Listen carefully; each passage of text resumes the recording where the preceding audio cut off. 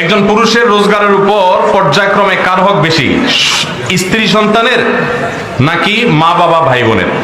তাই মানে শুধু টাকা পয়সা খরচ করা না, আল্লাহ এবং তার রাসূল সাল্লাল্লাহু আলাইহি সাল্লামের পর সর্বোচ্চ শ্রদ্ধা পাওয়ার হকদার, সর্বোচ্চ ভালোবাসার হকদার কে?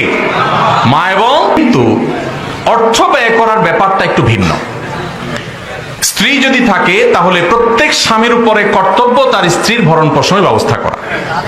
মা বাবার যদি টাকা পয়সার অভাব না থাকে, নিজেদের যা চেষ্টা দিয়ে তারা যদি চলতে পারেন, তাহলে শরীয়ত সন্তানের উপরে সন্তানের বাবা মার ভরণ পোষণ দেওয়াটাকে ফরজ করেনি। কথা কি বুঝতে পারছেন? কিন্তু মা বাবার প্রতি শ্রদ্ধা দেখানো, তাদের জন্য অর্থকড়ি নফল হিসেবেও খরচ করা, এটা আমৃত্যু, এমনকি মৃত্যুর পরেও করতে হবে, আজীবন করতে হবে, মৃত্যুর পরেও করতে হবে।